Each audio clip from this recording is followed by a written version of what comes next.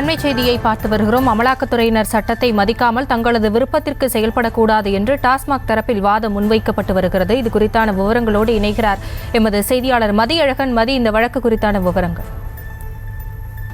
டாஸ்மாக் தலைமை அலுவலகத்தில் அமலாக்கத்துறையினர் நடத்திய சோதனை சட்டவிரோதமானது என அறிவிக்க கோரியும், விசாரணை என்ற பெயரில் டாஸ்மாக் அதிகாரிகளை துன்புறுத்தக்கூடாது என அமலாக்கத்துறைக்கு உத்தரவிட கோரியும் தமிழக உள்துறை செயலாளரும் டாஸ்மாக் நிர்வாக இயக்குநரும் சென்னை நீதிமன்றத்தில் மனு தாக்கல் செய்திருந்தனர். இந்த வழக்கு நீதிபதி எஸ்.எம். சுப்பிரமணியன், கே. ராஜசேகர் அமர்வில் 2வது நாளாக இன்று விசாரணை சென்றது.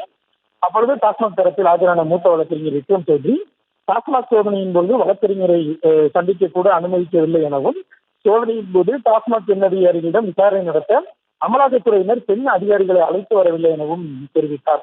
கார்டிஸ் மற்றும் அதிகாரிகளின் செல்போன்களில் இருந்த சில தகவல்களை பதிவிறக்கம் செய்து அமலாக்கத்துறை எடுத்துச் சென்றதாக கூறிய டாஸ்மாக் தரப்பு வழக்கறிஞர், இந்த வழக்கில் தங்களிடம் என்ன ஆவணங்கள் உள்ளன என்பதை அமலாக்கத்துறை விளக்க வேண்டும் எனவும் தெரிவித்தார்.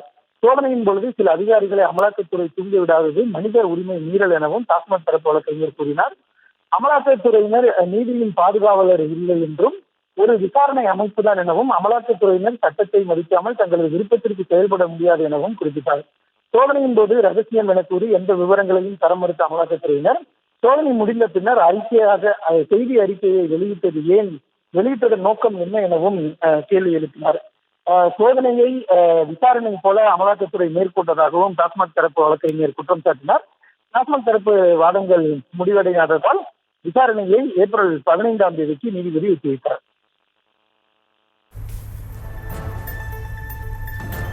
விவரங்களுக்கு நன்றி மதியழகன்.